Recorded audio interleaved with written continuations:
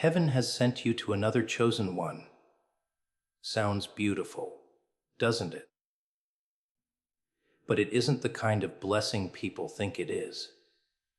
When you meet someone carved by fire, someone marked by the same weight you carry, it's not about comfort.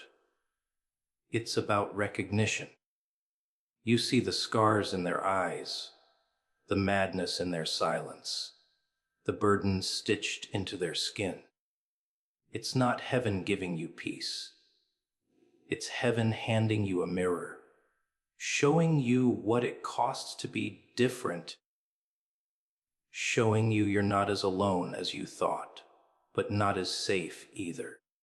Because chosen ones don't find each other by accident. They collide when the world needs something broken enough to rebuild it. Meeting another chosen one is recognition, not comfort. People think when two souls like that cross paths, it's supposed to feel like relief, like finally finding someone who understands you, someone who makes the weight lighter. But that's not what really happens. When you see another chosen one, it's not warmth you feel. It's something sharper.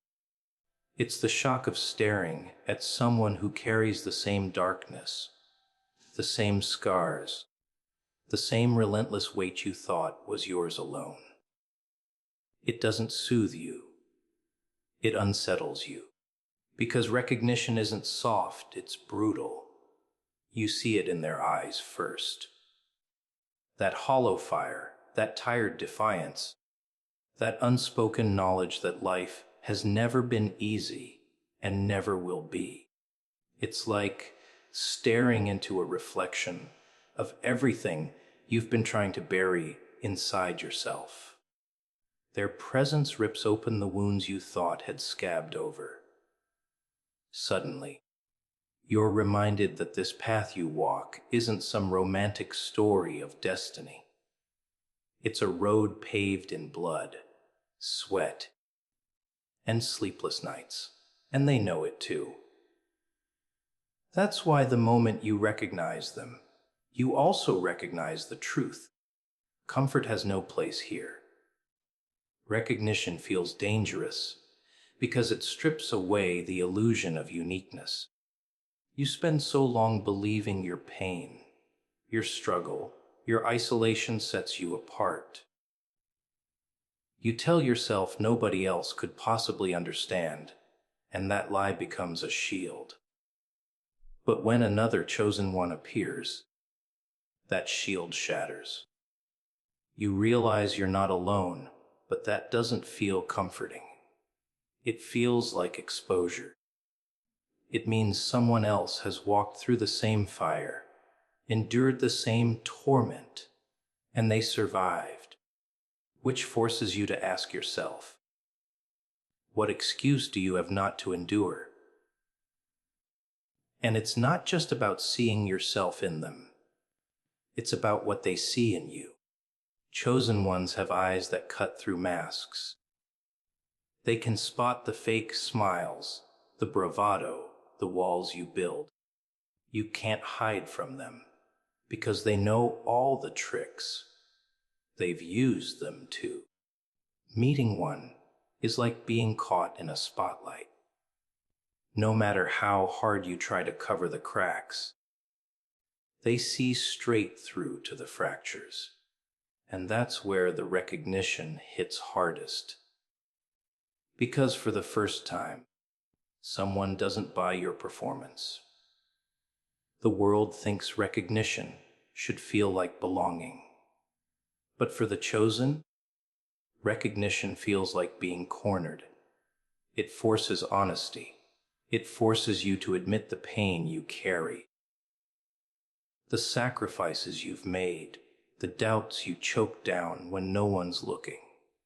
And as much as that strips you raw, it also proves something. You're not delusional. The fight you've been waging in silence is real, and someone else has the same battle scars to prove it. Recognition is brutal because it's real. Comfort is an illusion the crowd feeds each other to keep going. But chosen ones don't deal in illusions. They deal in raw truth. And when two collide, there's no pretending left. There's no polite nodding, no shallow encouragement. There's just the silent acknowledgement that both of you have been through hell and both of you are still standing. That kind of honesty doesn't comfort, it confronts. It's not the soothing embrace people imagine. It's a challenge. It's a silent dare that says, I've carried it too. So will you keep walking, or will you run? Recognition between chosen ones isn't about making life easier. It's about making excuses impossible, because now you've seen proof. Proof that survival is possible. Proof that resilience is real. Proof that the fire didn't burn you alone. And once you've seen that, you can't go back to the lie of isolation. So when heaven sends you another chosen one, don't expect comfort. Expect truth. Expect exposure. Expect the weight of recognition pressing down harder than ever, because that's what it really means. Meeting another chosen one doesn't take away your burden, it doubles it. But it also doubles the proof that you were never carrying it for nothing. Scars become the language between chosen ones. Not the kind of scars people flaunt for sympathy, not the shallow wounds that heal clean and leave a neat little story to tell. These are the scars carved deep, the kind no one else notices, but another chosen one can read instantly. You don't need to explain yourself when you stand in front of them. They already know. They see the way your shoulders carry weight that doesn't belong to the body, the way your eyes hold a silence too heavy for ordinary people to understand. And in that silence, in those scars, you start speaking without a single word. Most people look at scars and turn away. They pretend not to see. They change the subject. They smile awkwardly because scars make them uncomfortable. Scars remind them of pain, of failure, of the things they'd rather hide. But chosen ones don't flinch at scars. They look straight at them, because scars are proof. Proof that you didn't just dream about the fire, you walked through it. Proof that you didn't just talk about sacrifice, you bled for it. And that proof speaks louder than any speech, any promise, any show of strength. Scars tell stories in a way words can't. They speak of nights spent fighting demons no one else even knew existed. They tell of betrayals endured, of battles lost and battles won, of choices that carved pieces out of your soul. A scar says, "This broke me once, but I kept moving." A scar says, "I paid the price and I'm still here." When another chosen one sees that, they don't need the details. They already know the weight behind it, because they've carried it too. The language of scars is raw. It doesn't flatter, it doesn't soften, it doesn't lie. It doesn't need to. When two chosen ones meet, the scars speak for them. One glance, and the conversation has already begun. You've suffered, so have you. And that recognition, that exchange, cuts deeper than any words could. It's not about pity. It's about acknowledgement. It's about standing in front of someone who doesn't just hear you, but feels you, because their own scars have carved the same shapes in their soul. This language is dangerous because it bypasses the mask. With everyone else, you can hide. You can cover the wounds with laughter, with confidence, with the performance of strength. But scars are fluent only to those who've been burned. And when another chosen one sees yours, there's no pretending left. They know where the pain lies. They know where the cracks are. They know where the battles nearly broke you. They can read it like scripture written into your skin, and that recognition forces something rare honesty. When scars speak, excuses disappear. You can't lie about the pain anymore. Not when someone else has the same marks etched into their being. You can't downplay it. You can't exaggerate it. Scars don't exaggerate. They only tell the truth. And the truth is, you've been broken, rebuilt, and broken again. The only reason you're still here is because you refuse to let those wounds define your ending. Another chosen one doesn't need the explanation. They can already read the whole story. There's power in this language, but it's not the kind of power the world admires. The world worships smooth skin, clean stories, polished victories. But scars are the true vocabulary of survival. They are the alphabet of resilience. They are the sentences carved by struggle, the paragraphs written in blood, the chapters burned into flesh and bone. And only the chosen can read them fluently. When heaven sends you another chosen one, it's not to comfort you. It's to remind you that you're not insane for carrying what you carry. It's to show you your scars aren't just ugly reminders. They're proof you belong to a rare language most people will never understand. And when two chosen ones meet, they don't need to waste breath on explanations. The scars already speak. They always have. Connection is forged through shared burden, not through laughter, not through hobbies, not through the little distractions people call friendship.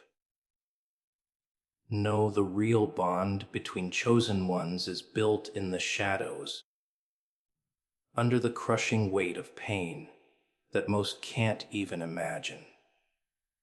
Because when you've carried something heavy enough, long enough, you stop needing words to explain it. The weight itself becomes the bridge. The burden itself becomes the thread. And when two chosen ones meet, they recognize it instantly. The same invisible weight pressing down on someone else's shoulders. It's not the kind of connection people think it is. Ordinary people bond over comfort. They bond over entertainment, small talk, fleeting pleasures that dissolve as soon as the moment ends. But chosen ones bond over scars that never close, responsibilities that never rest, nights that never let them sleep. Their connection isn't about escape. It's about endurance. It's about seeing someone else carrying a cross just as heavy, and knowing they understand the silence that the rest of the world avoids. Shared burden creates a different kind of trust. You can spend years with someone who doesn't understand your pain, and you'll always feel alone. But when you meet someone who has walked through fire, the trust is instant. Not because you chose it, but because the fire already did the choosing for you. You don't have to prove yourself. You don't have to explain yourself. You don't have to beg to be understood. The burden speaks for you. It's the mark of authenticity. It's the proof of survival. And that connection isn't always comforting. Sometimes it's terrifying, because seeing someone else with the same burden means your suffering is real, undeniable, not some hallucination of your mind. It means the path you've been walking is brutal, but it's not unique. Someone else has walked it too, and that strips away the illusion of being special in your suffering. It shows you that the pain you thought was yours alone is universal to those chosen by fate. That recognition can be heavy, but it also gives the bond its strength. Burden binds because it's honest. People lie with their smiles, their words, their stories, but the weight they carry can't be faked. You can see it in their posture, their silence, the way they breathe, the way their eyes refuse to look away when pain is mentioned. That's the real bond, raw, unpolished, unspoken truth. When two chosen ones connect, it isn't through pretty speeches or shallow encouragements. It's through the unspoken acknowledgement. I know what you carry. I carry it too. This connection also demands something most people can't give: responsibility. Because when you see another chosen one with the same burden, you can't just walk away unchanged. Their presence becomes a reminder, a challenge. It forces you to confront your own strength, your own choices, your own resilience. You can't hide behind excuses anymore, because someone else is proof that the burden can be carried. That's why this connection isn't light. It's heavy. It doesn't lift the weight, it multiplies it. But in that multiplication, it forges something unbreakable, and the bond is silent. No declarations, no promises, no dramatic words, just a nod, a glance, a moment of recognition, where two people understand each other more deeply than a lifetime of conversations ever could. It's a bond that doesn't need validation, doesn't need witnesses, doesn't need applause, because it isn't about being seen by the world. It's about being seen by someone who actually understands what the world has done to you. Connection forged through burden doesn't fade. Time doesn't weaken it. Distance doesn't erase it.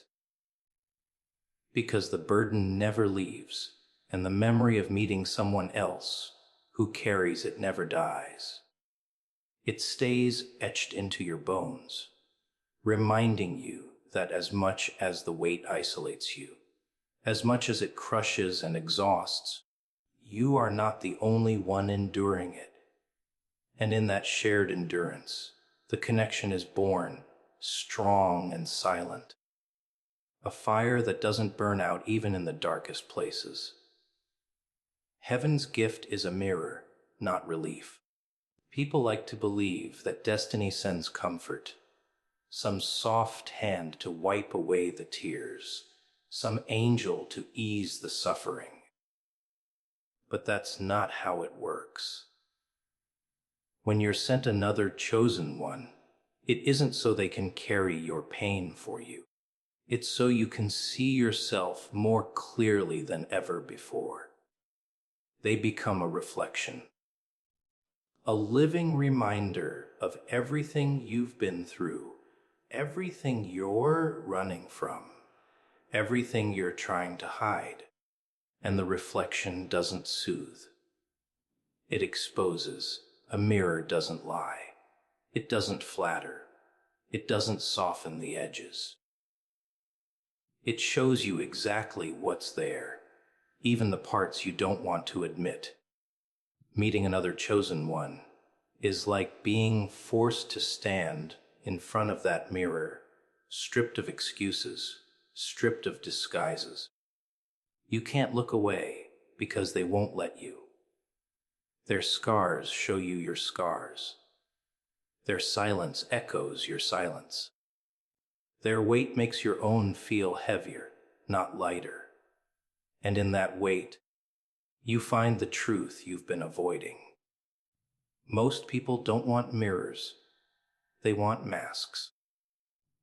They want illusions that tell them they're fine, that they're strong enough, that they've done enough. But heaven doesn't hand chosen ones illusions. It hands them reflections. Brutal, raw. Unforgiving reflections that reveal the cracks and demand you face them. And when you see yourself in someone else's struggle, it's impossible to keep pretending. Their existence calls out your excuses. Their survival challenges your weakness. Their fire exposes your smoke. It's not relief because relief lets you rest. Relief lets you stop. Relief lets you believe the fight is over. But the mirror doesn't let you rest. It wakes you up. It shakes you. It drags you back into the fight you thought you could escape. Seeing another chosen one doesn't make the pain smaller. It magnifies it. Because now you can't hide in your own little world of suffering. Now you've seen proof that someone else carries the same fire, the same wounds, and they're still walking. That means you have no excuse to stop. And the mirror isn't always kind. Sometimes it shows you strength you've forgotten, but sometimes it shows you weakness you've been ignoring. Sometimes it inspires, but more often it confronts. It forces you to see the truth about yourself, the parts you've been too afraid to admit. And the truth always cuts deeper than lies. That's why heaven sends mirrors instead of relief. Because growth doesn't come from comfort. Growth comes from confrontation. Relief would make you soft. A mirror makes you sharp. Relief would let you settle. A mirror forces you higher. Relief would let you stay blind. A mirror makes you see. And once you've seen, you can't unsee. Once you've recognized yourself in the reflection of another chosen one, your life can't go back to what it was. You can't pretend you didn't notice the scars. You can't pretend you didn't feel the weight. You can't pretend you didn't see yourself staring back at you. And that's the real gift. Not comfort, not ease, not rest. The gift is exposure. The gift is truth. The gift is being forced to see the fire still burning in you when you thought it had gone out. Heaven doesn't send someone to carry your pain. It sends someone to remind you that your pain still has meaning. And that reminder doesn't feel like relief. It feels like being stripped bare in front of yourself. But it's the only way the chosen ones grow.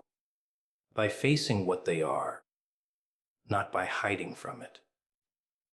So when heaven hands you another chosen one, don't expect it to heal you.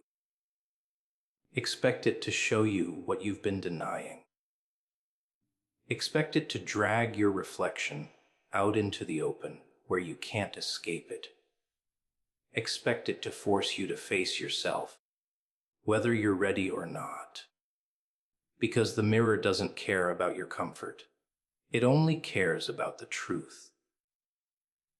Chosen ones collide when the world demands change. It never happens in peaceful times, never in the seasons where everyone is satisfied and nothing feels broken. No, their paths cross when the ground shakes, when the air thickens, when something bigger than themselves pulls them into the same storm. It's not coincidence. It's not chance. It's necessity. Because when the world is bleeding, it calls for those who know how to bleed without dying. When everything starts to fall apart, that's when chosen ones appear, drawn together like flint and steel, because chaos needs fire to cut through the darkness. And these collisions are never gentle. They don't meet with smiles and easy conversations. They meet like storms colliding, like lightning striking the same tree. It's violent, it's unsettling, it rattles the bones. Because each one carries their own scars, their own rage, their own demons, and when they come face to face, the air becomes heavy with recognition. It feels less like a friendship and more like destiny forcing two storms into the same sky. The energy is undeniable, the impact unavoidable. The world doesn't call them when it's comfortable. It calls them when it's desperate. When lies have gone too deep, when the weak can't carry the weight, when the noise has drowned out the truth, that's when chosen ones are sent colliding into each other. They're not brought together to sit quietly. They're brought together to break things, to burn away the rot, to tear down the illusions that everyone else clings to. They become weapons sharpened by suffering, and when they collide, the sparks aren't meant to entertain. They're meant to ignite. Most people will never understand why two broken souls find each other at the worst possible moment. They'll call it fate or coincidence, or maybe even madness. But the truth is simpler. The world doesn't care about their comfort, their timing, their convenience. The world only cares about survival. And when survival demands a shift, when the balance is too far gone, it forces chosen ones together, not to comfort each other, but to amplify the fire. And make no mistake, these collisions come with pain. Because chosen ones don't glide into each other's lives, they crash. They see the truth in each other's eyes. And it's heavy, it's raw, it's impossible to ignore. Their presence reminds you of everything you've fought through, everything you've sacrificed, everything you've buried. It feels like being exposed, being stripped bare by someone who carries the same invisible weight. But that collision is exactly what the world needs, because without it, the silence would remain unbroken. When chosen ones collide, they challenge each other. They don't allow weakness to hide. They don't allow excuses to breathe. Each one becomes a mirror, a fire, a weapon aimed not at each other, but at the world that demanded their meeting. Their bond isn't about comfort, it's about revolution. They're not here to maintain the order. They're here to destroy it, to tear down what no longer works, to carve out space for something new. And that kind of work can't be done alone. That's why their paths cross. Because one storm can be ignored, but two storms colliding. That changes the sky. The world has a cruel way of pulling them together at exactly the point when it's hardest. When they're tired, when they've bled too much, when they're close to breaking. That's when the collision happens. Not to save them, but to remind them they're not fighting alone, even if fighting alone has become their way of life. Their presence in each other's lives doesn't remove the pain. It sharpens it, but it also sharpens the purpose. Chosen ones don't collide by accident. They're pushed into each other by a force that knows the world can't stay the same. And when it's time, when the world has rotted too far, when illusions have spread too wide, when silence has suffocated the truth, that's when they meet. Because together, they don't just survive the storm, they become it.